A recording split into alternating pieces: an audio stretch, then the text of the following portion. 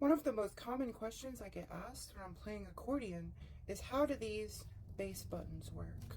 I'll explain. A standard 120 key accordion is going to have a bass system that's like this. This is called the Stradelli bass system. It looks a little indecipherable when you just look at it, but it starts to make a lot more sense once I explain to you how it works.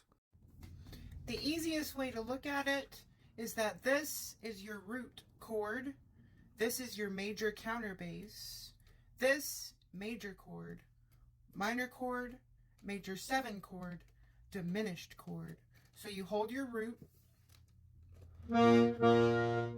major chord, major counterbass,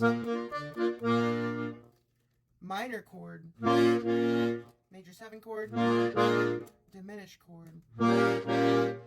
If you want a counterbass in minor, you counterbass like this. If you want a counterbass in major, you counterbass like this. As for how the buttons are aligned, the key with this divot is going to be your middle C. From this point, it goes up in fifths, it goes down in fourths. So C, G, D, A, E. This might seem very counterintuitive. However, most songs that you're going to play are going to have your 1, your 4, and your 5. A lot of songs have more than that, but also there's a lot of songs that only have 1, 4, and 5. So if you're playing, for instance, when people are learning guitar, they often learn G, C, and D first, right? So your G right here, your C right here, your D right here.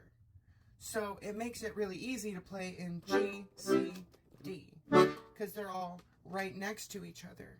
What gets challenging is if you're having to play a song where the chords jump around a lot. Like, let's look at something like It Don't Mean a Thing If It Ain't Got That Swing. We start off in the G, then it goes.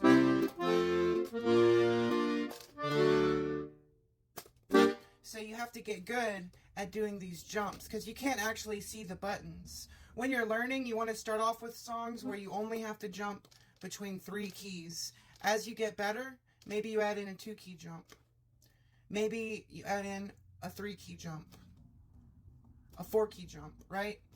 And if you ever lose your place, you go back to your middle C.